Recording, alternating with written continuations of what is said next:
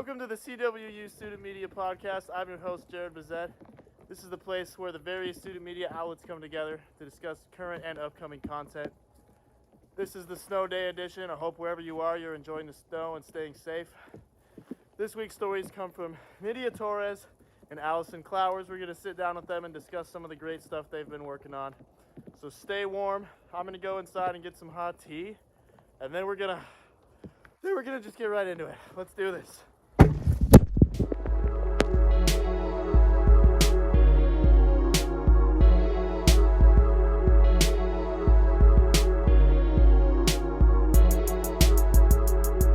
I'm just going to give you a quick intro.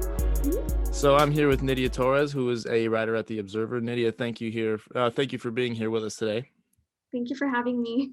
Anytime. We were going to have you on last week, but we took a little break with the podcast. But I was originally really interested in the story you wrote on the pig sanctuary. And I know it's now not your most recent story, but I kind of wanted to start with that. Can you tell me about how did you find out about this place, first of all? So whenever we are thinking about doing story ideas, we have this big meeting with our class. And actually, one of my classmates had the idea. We all pitch ideas, and his is the one that got my attention. And he allowed me to write a story for it. So that's how it all started. And since then, I immediately went to contact the ellensburg of the pig sanctuary, and that's how it all started. So, And this is in Kittitas County, or where is this at? Yeah, in Ellensburg. So she has the owner. Her name is Mandy, and she has her sanctuary there, and she has just so many animals that she takes care of. The one thing that interested me was that the amount of pigs that she has. I don't know, I think she said that she had up to 35 pigs, and so I was really surprised, and she was telling me how it's a lot. It costs a lot to take care of pigs, but she's not one to give up, and she just loves doing it. She's had pigs since she was since she was young. So, yeah. So is she just getting pigs that would go to slaughter, or are these pigs that are for some reason they're not used, they're not useful to anybody? When she says that she's rescuing pigs, is she talking about rescuing pigs that would otherwise go to slaughter, or are these just pet pigs that nobody wants anymore? So they can come from different backgrounds. She said that the ones that she has rescued come from abusive environments. They're just left, or they're neglected. So she provides a home for these pigs until she can rehome them. And she mentioned that she rehomed about 6 pigs. Oh wow. So, and at the moment she's not really focusing on that because she doesn't have the time and the resources. So she's just accepting donations, as much help as she can get from the community. So. And are you saying she lives in Ellensburg, or is it kind of outside of town a little bit? Because I can't imagine someone in having Ellensburg, yeah. Really, in the town she has 35 pigs, or is it you're not talking in town, right? Or is no, not in town. Okay. Actually, yeah. I was dude, farm. Yeah. That's a lot of pigs so she has to have her in own town. Farm. Yeah, it's really amazing what she does, but I have never heard of something like that before. So it was really fun to write about, and really fun to get to know her and just meet other people that help her too. So does she have any other animals, or is it just strictly pigs? She mentioned that she has dogs, I think she said ducks, birds even. Birds. Yeah. So more pet. She has the traditional pets and stuff too, but yeah. Okay. So is this place is this a place that's open to the public, that you could go visit if you wanted, or was it strict, you could only get access to it because you were writing the story, or is it somewhere anybody can go? Anybody can go. She's accepting volunteers whenever they're available. So she has a Facebook page, the Pigture Perfect Rescue and Sanctuary. Okay. And so she's accepting any volunteers, any donations. so they could help out the pigs because they cost a lot from what she's told me. I think she told me it costs around like $1,000 to maintain like the pigs and her farm and everything. So Is that a month or like a year? I think it might have been yearly or $1,000 yearly. That's still a lot, yeah, man. If you have 35 pigs, that's a lot of money, man. But yeah.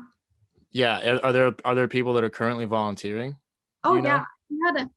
She had her last volunteer when I interviewed her. She mentioned that she had like about 10 volunteers or so. Mm. And what she was really hoping to achieve with this article is for more people to come and volunteer. She can offer like people to like help with the farm, like the upkeep, maintaining, like donating like hay, anything that she might need help with.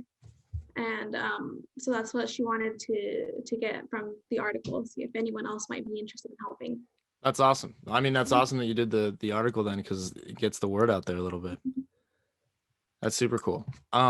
Is there anything else you want to say about this story? Because I also want to talk about your more current story, but that pig story was awesome. It really caught my eye, like in that issue, and I was like, oh, that's what made me ask you to come on the podcast, because I was like, wow, that's a pretty unique story, and I didn't know that existed in Ellensburg. I've known of a couple animal like rescue places up near Bellingham and on the west side, but I'd never heard of one in Kittitas County. So I thought that was really awesome that you found something so unique like that.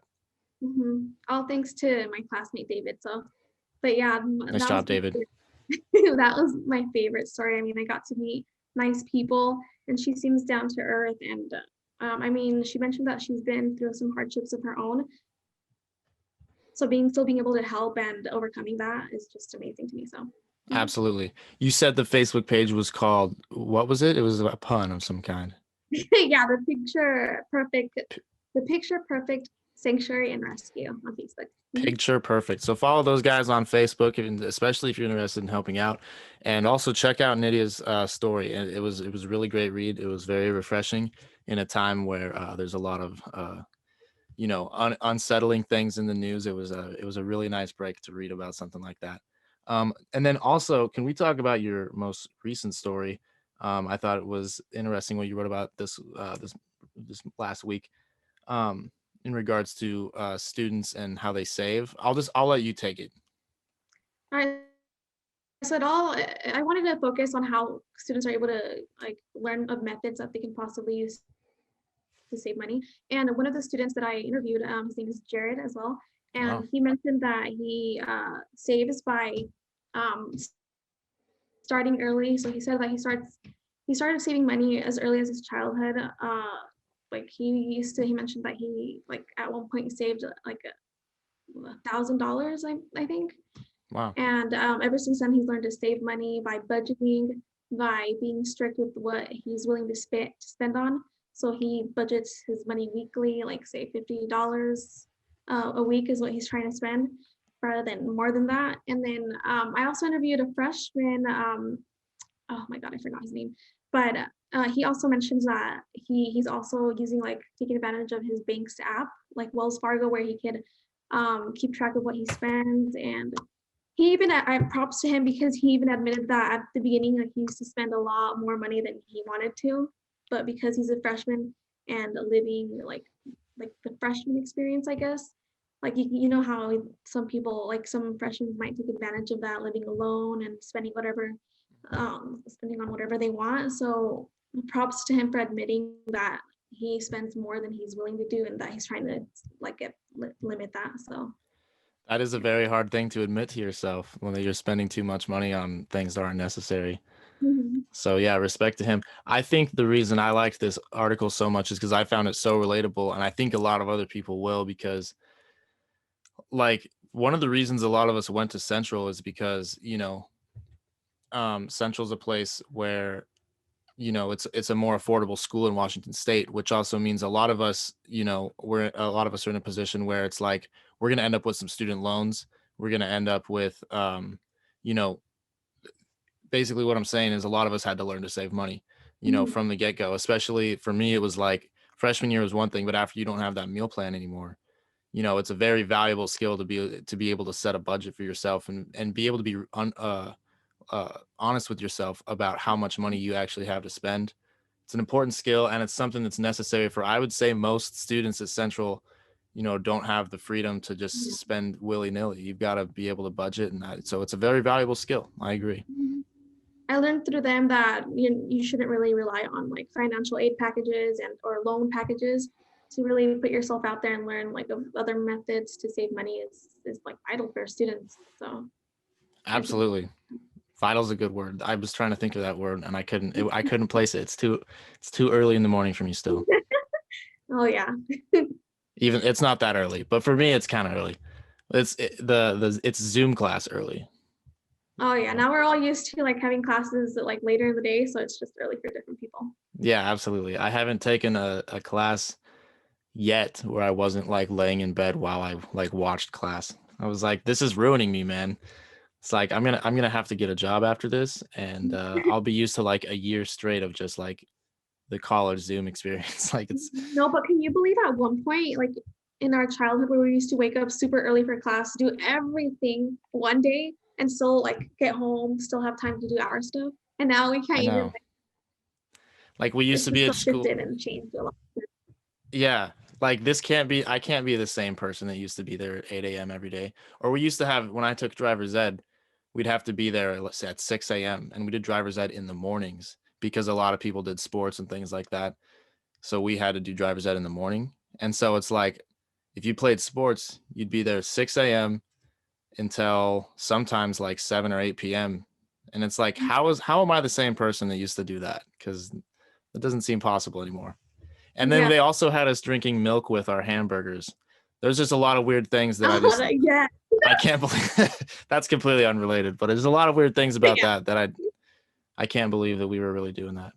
It just Anyway, shows change and how we've like matured, I guess. But hey, speak for yourself. I think I need to regain some of those skills. But Nidia, thank you very much for joining us today. You've been doing some awesome work. I know it's only your first quarter, but you could have fooled me. I thought you were a senior reporter already by the way some of these stories were. And you know, Oh, that pig thank story is you. no problem. The pig story is the one that caught my eye, but your story this week was awesome as well. Is there anything you want to leave us with? You can shout out some social media if you want or anything like that. The Well, Observer. we're always the Observer's always, yeah, it's always publishing stories every week on Tuesdays. That's what we aim for. So the next story I'm writing is mainly about how like the Girl Scouts are being affected by COVID. So maybe you guys want to check that out. Oh wow, that's something I didn't even think about. That will be interesting. Mhm. Well, check out Nidia's upcoming story on how the Girl Scouts will be affected by COVID. I bet you didn't think about it. I didn't think about it, but they did. And they, you know, like the rest of us, are being impacted. Mhm. So thank you very much, Nidia. You've been doing great work, and you're Thank- welcome on the podcast anytime. I appreciate it so much. Thank you. No problem. All right. Okay, I'm here with Allison Clowers, who is here from Pulse. Thank you, Allison, for being here. I really appreciate it. Hi, thanks for having me. You are the assistant editor at Pulse, correct? That's right. Yeah. And I want to talk about your most recent story on police, bridging the gap between police and mental health patients. I read some shocking statistics in your story about how much more likely you are to be in a negative interaction with the police if you have mental health issues of any kind. What kind of research and stuff did you have to do like leading up to this story? A lot of my research was more mental health based, learning about like the different types of disorders that will be more affected in like stressful situations like that. And yeah, I really like stories that kind of go along the psychological side. Just I like to learn new things about psychology. I think it's interesting. Absolutely. Yeah. So one of the things that was really shocking to me is I think, now I don't want to get this statistic wrong. I think it was said 1 in 5 people in the United States have been diagnosed with some kind of mental health disorder. Am I correct on that? That sounds about right. Yeah. So, do you think that about 1 in 5 people actually have a mental health disorder, or do you think it could be even more? It's just that 4 out of 5 of them aren't even going to get diagnosed, because I've always thought that it's probably more. But what would you say? You've probably done more research than I have. Yeah, I think a lot of people, I'm not going to say a lot of people have mental disorders. I think a lot of people struggle with tendencies that are similar to mental disorders. And I think a lot of people don't get diagnosed, and maybe the disorder is, not very prevalent in their life. And so they don't think it's something that it's important to address. And that's fine. But some people are more affected than others by mental illness. And yeah. Absolutely. No, I agree. I think there's a lot of stuff that goes unchecked. And the word disorder is a little like, what classifies as a disorder? You know what I mean? Like, Right. I feel like that word probably won't be prominent for very much longer, because it's kind of like, with the amount of people that have ADHD or ADD, or some kind of uh, something under the umbrella of bipolar disorder or different, these things are becoming really common, to the point that it's like, well, is it even a disorder when you have this many people? Is disorder the right word? What would you say? I think scientifically, yeah, that disorder is the right word. I think what you're getting at is maybe more due to the fact that there's more of a conversation about mental health now than there used to be, 10 or 20 years ago. A lot of people are talking about their experience with their mental disorders, or, uh, sorry, You're good. with their mental disorders or getting diagnosed. And a lot of people, I think, are talking about it more because they're, they want to educate everyone if possible, and spread awareness that it's not something that we shouldn't talk about. It's not a taboo topic. I think that we should talk about it so then everyone does know what's going on and how it affects people. Yeah, well, you're absolutely right about that. Like, it was something that, in the grand scheme of things, it's a pretty new thing that it's okay to even talk about these kinds of things, like, you know having a therapist, or even just a counselor, or somebody to talk to like that, was considered like there must be something wrong with you just not that long ago. And now it's something that it's like, no, it's almost everybody can benefit from something like that. But that's a new concept to a lot of people, and it's not something that was as widely accepted. So you're definitely right about that. um as far as, like, do you think that this this massive number of people that are dealing with mental health issues, do you think this is because of the times, or do you think that this is just new information and it's almost always been this way? Or do you think this is like a new epidemic, or has it just always been this way and now there's light being shed on that? I think it's always been this way, and then the conversation about it being more public has shed some light on it. I think, the older generation doesn't like to talk about their problems with people outside of their families because it brings shame onto their families or whatnot. But I think that our generation is just more supportive of each other, I guess, in a way that they can open up the conversation. So I think that there's just more attention on the topic. I think so too. I would assume that this isn't, like, are we in hard times? Yeah, but I think that, mental health just was something that wasn't addressed for so long, and there wasn't really that common of a term until this generation, and maybe the previous generation a little bit. But I totally agree with you. I think it's probably something that's been around for a long time and it's just now being addressed. Where so I also want to talk about how you spoke with various, like, law enforcement officers about, for example, the central police officers were saying that they have to, like, I think yearly or annually, you said, talk to people on campus about what the current trends are in, like, things people are exhibiting, so that they can maybe know what to expect if they have to deal with something like a mental health related issue.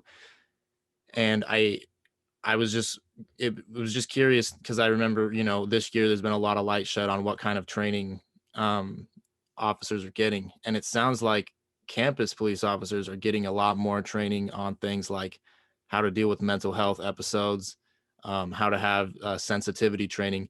Seems like campus officers are getting that, at least ours are. And that doesn't seem to be something that is nationwide or like a federal standard. Do you have anything to say about that? Yeah, so from what I remember on that interview with the officer, he did say they go in yearly for updates. I mean, there's updates all the time to mental disorders, just in general on the qualifications of what a mental disorder is and like which signs you should look out for specific disorders. And so I think it's really good that especially college campus police officers are getting new training each year so that they can, stay up with the times and keep us as a campus safe. And then going towards just not normal police, but non-campus police officers. What I found is that there's a lot of social work behind the mental disorder, mental health situation. There is not a lot of them are educated on mental health, but there's social workers that work within the police departments that go out in times of crisis. They're called crisis intervention teams, and go and help these individuals in the stressful situations that they might be in. So I think that there's a lot of work to do within just the law enforcement in general with mental health. I think everyone should be educated on it so that they know how to handle certain situations. So Yeah, no, absolutely, I agree. Yeah, it's been really shocking seeing that, you know, seeing what kinds of training.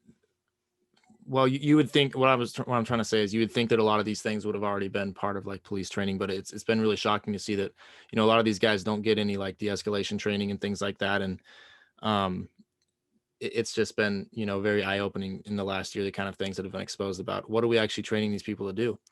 And I am glad that the campus police are getting those kinds of training because they're going to be dealing with situations like that probably more than like violent situations, I would think, based on the kinds of things I've seen campus police deal with in the last 4 or 5 years or so.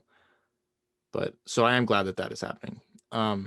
What kinds of things would you like to see the campus police and just police forces in general practice in the future to try and stop, violent interactions with people with mental health disorders in the future? I think just in general, they should be educated on mental disorders, all the different ones that people experience that are more prevalent in today's society, and so that they can help these individuals when they're out in the field attending to an emergency or a situation that they've been called to. I think that they should receive the same training as these crisis intervention team social workers so that they know what to do. And if like in the situation that a social worker can't make it to that scene, what's going to happen with that individual.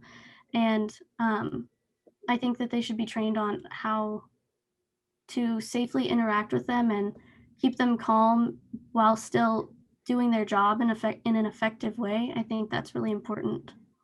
I agree. Absolutely. When you were speaking with, I know you spoke with a central police officer and then I think one from the University of Maryland. Is that correct? Yeah, he was a law and justice professor from, I'm not sure what university, but a university in Maryland. When you were speaking with them, how was the interaction? Was it like, did they seem optimistic about the future and their abilities to deal with people that, might be a little unpredictable due to their mental health state at the time? And did they seem optimistic about these things, or were they kind of like, with their hands in the air, like they didn't know what to do? Or how would you describe the way that they talked about moving forward with these kinds of interactions?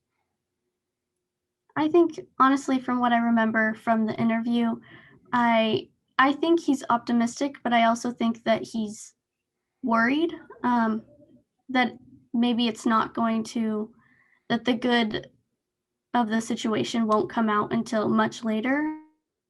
I think that he was still worried about certain situations. And around that time was when everything was happening earlier in the pandemic, I guess, last year. And so I think, yeah, he was worried mostly.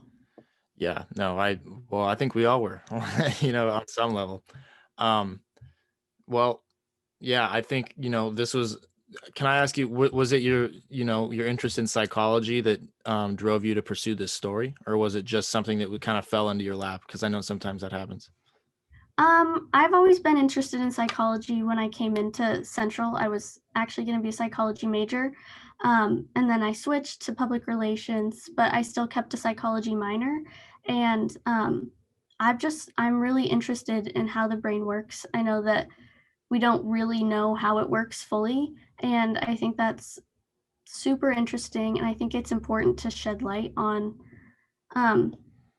situations like this. I agree. Yeah, totally. Well, yeah, I think this was a great story. It was a very relevant story.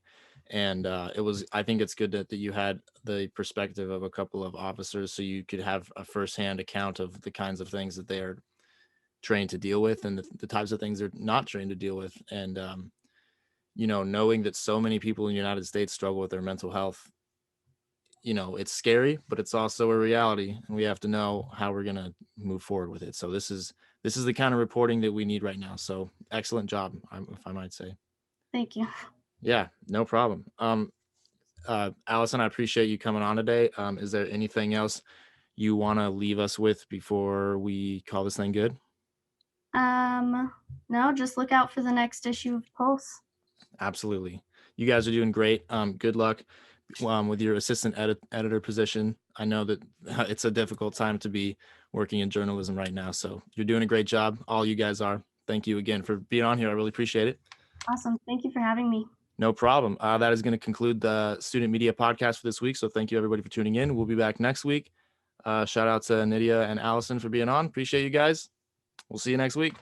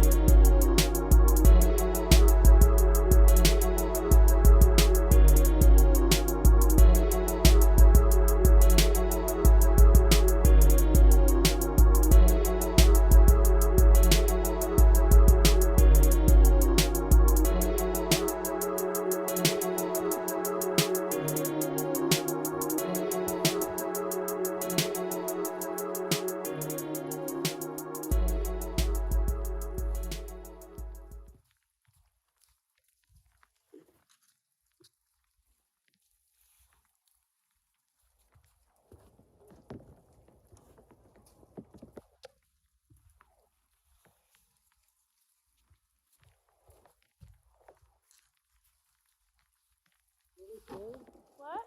Do I look good?